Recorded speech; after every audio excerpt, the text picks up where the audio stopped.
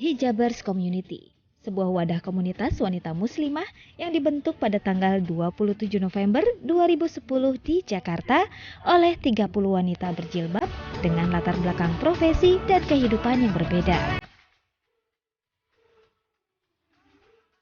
Berkumpul bersama untuk berbagi visi mereka untuk membentuk sebuah komunitas yang akan mengakomodasi kegiatan yang terkait dengan hijab dan muslimah. Dari fashion, gaya jilbab, dan segala sesuatu yang akan membuat kaum muslimah menjadi lebih baik. Dan diharapkan melalui komunitas ini, setiap muslimah bisa bertemu teman baru, saling mengenal satu sama lain, dan belajar dari satu sama lain. Dari perjalanannya, mereka berhasil mengumpulkan anggota-anggota yang berjiwa muda, dinamis, energik, dan penuh kreativitas, berkumpul dan berkegiatan yang sangat asyik dan positif.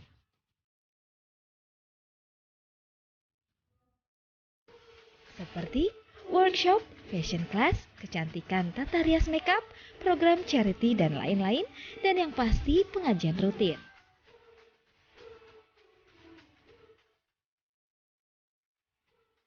Dari sisi fashion style-nya, mereka sangat kreatif dalam menciptakan style-style baru yang out of the box, lain dari biasanya namun tetap syar'i.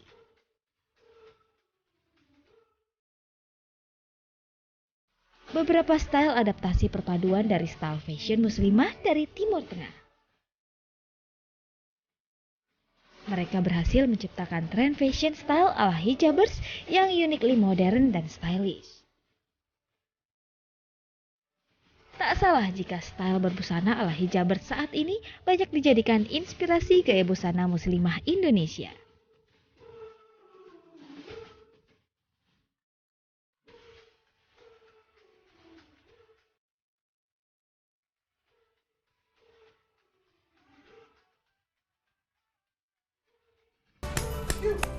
Iya, itu dia.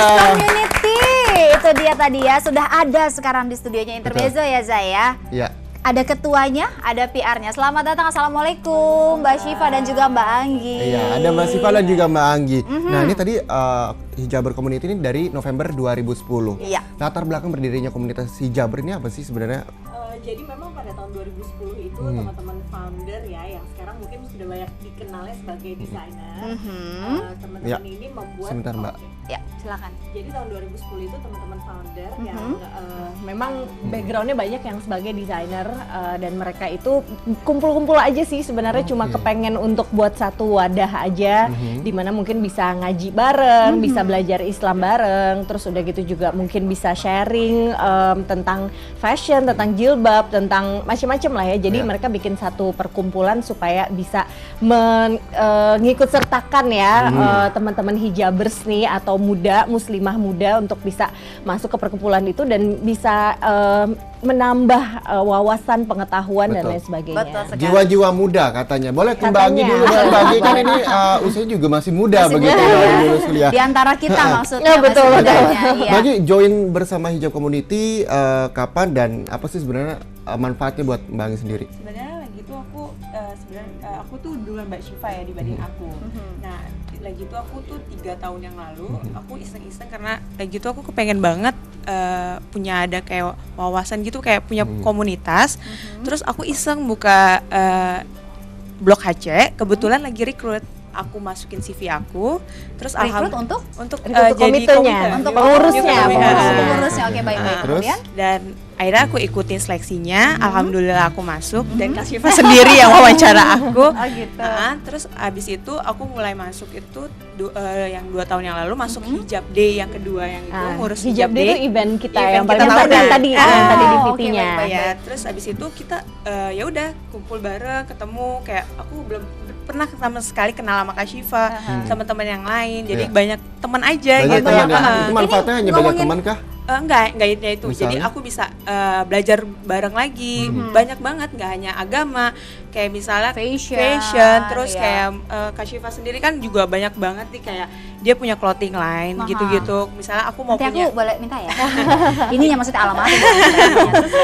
kayak belajar wirausaha juga banyak dari teman-teman. Oh gitu. iya, jadi Jadi- bertukar Iya, info. karena lah. Haci ada event kan, setiap bulannya ada event, terus setiap bulan kita ada pengajian, ada sedekah juga, per 3 bulan kita ada workshop, ada pelatihan, seminar, jadi kita memang kepengen untuk membuat Haci jadi satu komunitas yang berkualitas. Oke, Banyak dan untuk banget agendanya. Pemirsa juga nih mungkin nanti Ya. kita akan buka line telepon untuk Anda gitu ya. Boleh telepon ngobrol-ngobrol sama ketua sama PR-nya Hijabers Community di 021 314 1360.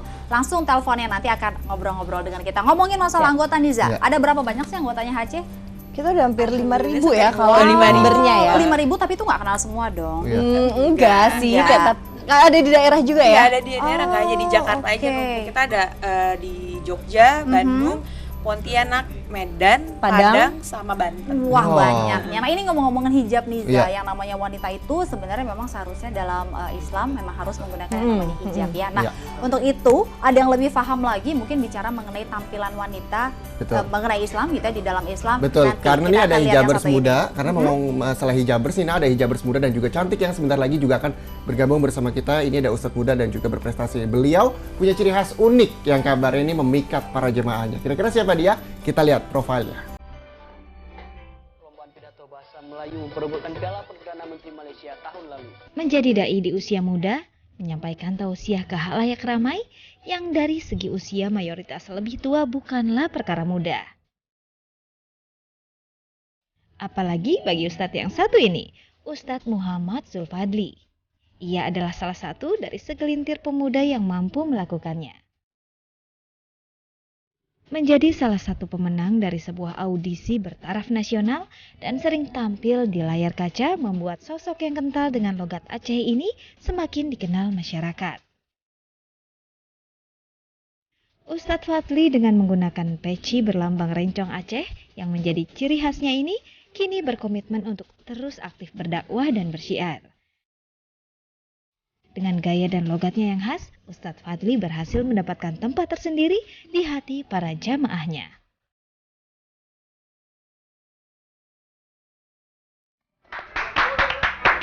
Nah, itu dia tadi profilnya. Kita langsung saja udah datang nih pemirsa Ustadznya. Assalamualaikum Ustadz Muhammad Fadli.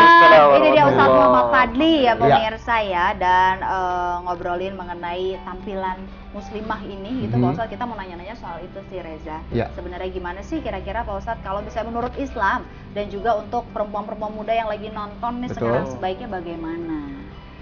Jadi prinsip dasar dalam berbusana muslimah bagi perempuan muslimah, dia harus satu menutup aurat, itu paling wajib ya. Oke. Karena biar bagaimanapun itu sebagai pembeda antara dia muslimah dengan muslim. Kemudian yang kedua, menutup aurat itu berhijab dalam hal ini memang kita biasanya bicara sesuai dengan budaya masing-masing, ya kan? Kita tidak bisa menyamakan negeri kita Indonesia dengan Saudi misalnya. Iya. Tapi ada prinsip-prinsip dasar yang di situ harus dijunjung tinggi. Apa itu Ustadz? Sampai contoh misalkan dalam Islam kita mulai istilah tabarruj. Tabarruj itu memunculkan bagian-bagian lekukan tubuh yang bisa mengundang orang berpikir negatif. Oke. Nah, ya kan? Sehingga orang yang kalau berhijab tapi masih memperlihatkan bentuk-bentuk tubuh itu yang akhirnya menggelisahkan orang yang lihatnya juga ya, dilihat. Bingung nggak dilihat? Jadi sebenarnya koridor seorang wanita itu menggunakan hijab itu harusnya seperti apa menurut ajaran Islam? Iya, yang pertama jelas tadi tidak boleh membentuk lekukan tubuh, ya kan? Yang kedua tidak boleh ada warna-warna yang mencolok sehingga membuat orang interestnya beda gitu. Oke. Oke, jadi Warna mencolok kan soalnya sekarang kita banyak lihat ya Mbak Syifa, Mbak Anggi ya, warna-warnanya udah mulai lucu-lucu banget nih Pak baik, Ustadz. baik, baik. Prinsip dasarnya adalah ketika warna-warna itu kemudian kan begini, maaf, prinsip ketika kita berhijab nih. Kenapa sih orang berhijab gitu? Kenapa muslim harus berhijab? Jadi sebetulnya hijab itu tidak membatasi para muslimah untuk berkreasi. Oke. Tapi hijab itu membatasi nakalnya pikiran laki-laki untuk berimajinasi. Nah, itu dia. Lihat ya kan? Betul. Saya kalau ngelihat Mas Reza biasa aja Biasa gitu. aja ya. Kalau ngelihat Mas Reza berhijab tuh saya jadi kaget. Itu udah nggak mungkin berarti ya Ustaz ya. Iya. Nah, ngomong tadi masalah wanita berhijab itu menambahkan kreasi dan membatasi kaum pria untuk melihat yang tidak baiknya begitu Ustaz ya. Betul. Tapi banyak orang yang beranggapan bahwa ketika saya berhijab atau orang-orang wanita-wanita Indonesia terutama yang berhijab itu banyak yang aduh nanti pekerjaan saya seperti apa, karir saya gimana. Itu bagaimana sih Ustadz supaya masyarakat itu bisa lebih yakin untuk menggunakan hijab untuk perempuannya terutama? Baik. Sebetulnya sekarang ini saya pikir dunia udah makin berkembang ya. Orang tidak lagi dibedakan mana hijab mana tidak. Nanti akan lihat siapa skillnya. Oke.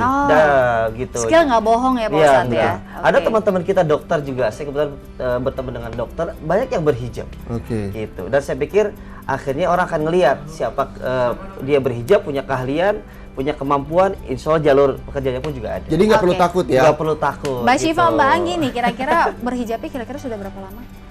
Kalau aku dari SMA ya. SMA. Kalau Mbak Anggi? Aku dari lulus SMA tahun 2010. Nah, SMA. hal-hal kayak tadi tuh pernah dirasain nggak sih sama teman Pengaruh nggak komunitas sama hijaber? pekerjaan?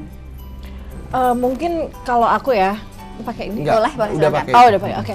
Kalau aku sebenarnya mungkin pernah 1-2 kali ya merasakan seperti itu karena aku juga pernah bekerja sebagai jurnalis misalnya. Iya. Nah itu mungkin bisa menjadi halangan adalah kalau kita tampil di TV misalnya.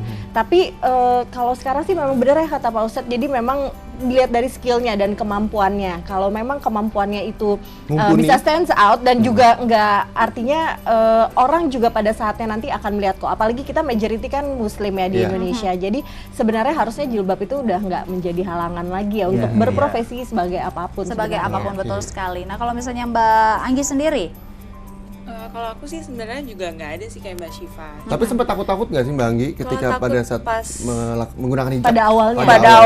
Pada awalnya sih aku sempat takut kan, karena pas aku lulus SMA, aku benar-benar aku lagi tuh tinggal di luar, Di luar negeri melanjutkan ya? sekolah di luar, karena aku takut kayak, aduh gimana nih nanti mereka pada suka nggak ya gitu, atau ada diskriminasi, karena aku lagi tuh tinggal di Eropa. Nah pas udah sampai di sana, aku kayak mantepin aja, Bismillah aku bisa, ya udah pas udah nyampe di sana, alhamdulillah sih kayak banyak aja yang jagain aku, misalnya kayak dari makanan, di sana kan emang halal itu kan minoritas kan, kayak nggak banyak, jadi susah cari makan. Jadi mereka kasih tahu, oh ini nggak makanan yang halal, jadi nggak kamu nggak boleh gitu. Oke. Padahal itu daging sapi, Aduh. karena mereka nggak semestinya pakai Bismillah, jadi Oke. gitu. Nah Ya, itu Hal yang kayak bisa gitu. menjadi salah satu manfaat ya Ustadz ya. Iya. Ketika orang berhijab sebenarnya manfaat apalagi sih Ustadz ketika wanita itu menggunakan hijab? Tapi dia jawab dulu. Kita usai jeda berikut akan menanti jawabannya sesaat lagi. Tetap bersama kami di Intermezzo. Banyak info. Gak bikin kepo. Justru mereka begitu ya. Banyak info, gak bikin kepo. Intermezzo, banyak info, gak bikin kepo.